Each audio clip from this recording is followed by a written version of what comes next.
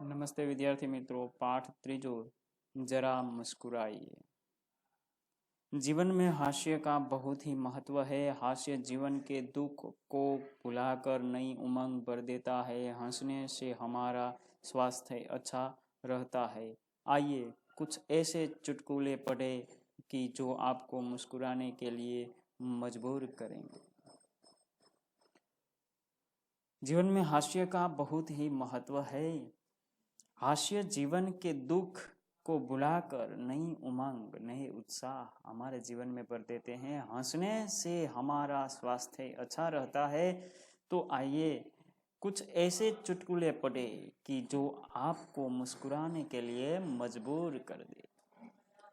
तो देखते हैं चुटकुले।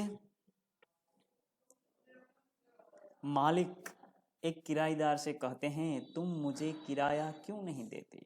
मकान का भाड़ा, किराया, कि तुम मुझे क्यों नहीं देते? किराएदार ने कहा, आपने ही तो कहा था इसे अपना ही घर समझना। क्या कहा किराएदार ने? कि आपने ही तो कहा था इसे अपना ही घर समझना। विद्यार्थी मित्र, जब किसी घर को हम अपना ही घर समझ बैठे तो किराया किस बात का? है ना मजेदार चुटकुला। आगे देखते हैं। सोनू का सिर फट गया और वो डॉक्टर के पास गए। डॉक्टर ने सोनू से कहा, यह कैसे हुआ? सोनू ने डॉक्टर से कहा, मैं पत्थर से कील ठोक रहा था। एक आदमी ने मुझसे कहा, गधे, कभी खोपड़ी का भी इस्तेमाल कर लिया कर। सोनू डॉक्टर के पास गया था। तो डॉक्टर ने कहा कि कैसे हुआ? तो सोनू ने कहा कि मैं पत्थर से कील ठोक रहा था।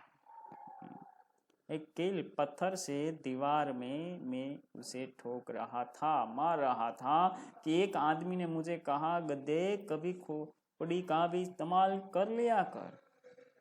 क्या हुआ होगा विद्यार्थी मित्र? हुआ यूं कि उसने अपने सिर से कील ठोकी होगी तो उसे सिर में लगा। आगे देखते हैं।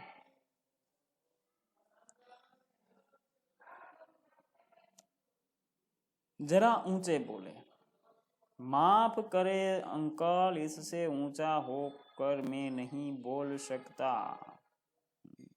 फोन में बात कर रहे थे, आवाज सुनाई नहीं दे रहा था।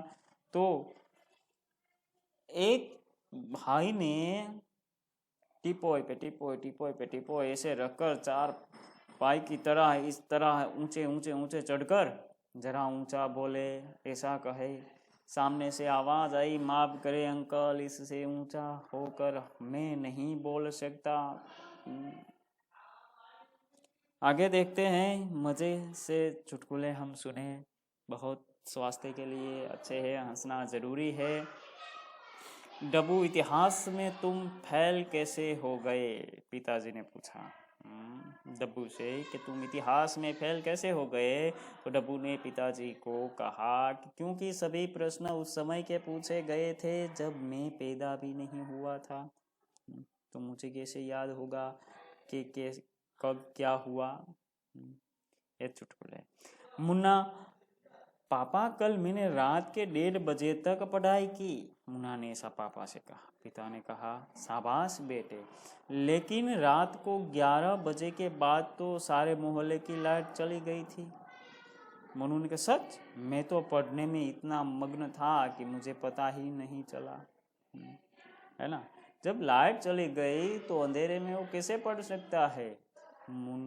मुन्ना का ये झूठ पकड़ा गया। फिर भी वो अपना ये झूठ छुपाने के लिए, उसे सच साबित करने के लिए कहता है, सच, मैं तो पढ़ने में इतना मग्न था कि मुझे पता ही नहीं चला कि लाइट कब चली गई। मतलब ये है कि मुन्ना पढ़ ही नहीं रहा था।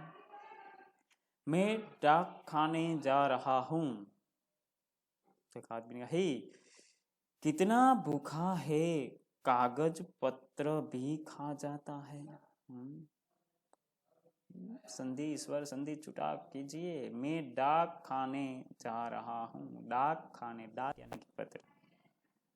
तो उस आदमी ने कहा कितना भूखा है, कागज पत्र भी खा जाता है, डाक खाने जा रहा हूँ, यानी कि पोस्ट ऑफिस जा रहा हूँ, इसका कहना का मतलब ये है। और वो आदमी ये समझता है कि वो कागज पत्र भी खा जाते हैं। ऐसे जीवन में चुटकुले से हमारे जीवन में आनंद आता है, हमारा मन प्रफुल्लित हो जाता है और हम अपने दुख बोलकर हम इस हंसी के साथ जुड़ जाते हैं।